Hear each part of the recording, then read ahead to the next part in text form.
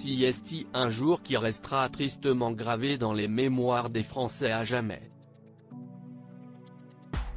Le 16 octobre dernier, Samuel Paty a été décapité, la veille des vacances de la Toussaint, à Conflans-Sainte-Honorine, Yvelines. Pour rappel, le professeur d'histoire-géographie au collège du Bois-d'Aulne âgé de 47 ans avait montré 2 caricatures de Mahomet publiées par Charlie Hebdo, lors d'un cours à des élèves de 4e sur la liberté d'expression. Ce 6 octobre, Samuel Paty aurait proposé aux élèves susceptibles d'être choqués la possibilité de sortir de sa classe.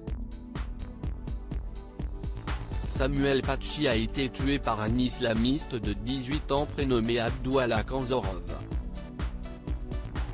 Radicalisé depuis 6 mois à 1 an, le jeune homme russe d'origine tchétchène était arrivé en France à l'âge de 6 ans.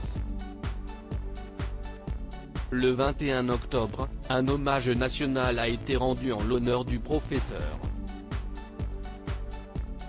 Au cours d'une cérémonie organisée dans la cour d'honneur de l'université de la Sorbonne, Emmanuel Macron a livré un poignant discours, en présence du Premier ministre et des membres du gouvernement.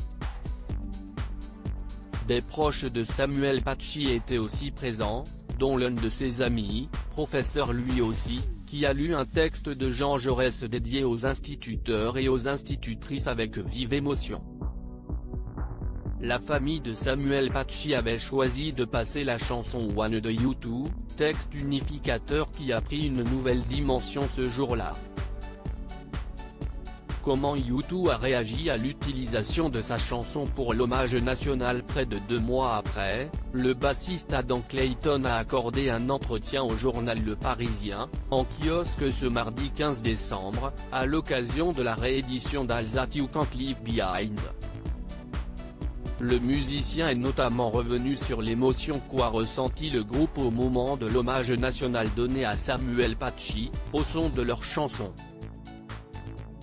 Après avoir affirmé que tous ont suivi l'hommage, Adam Clayton a ajouté « CST, un moment extrêmement fort que nous avons vécu, nous tous dans le groupe ».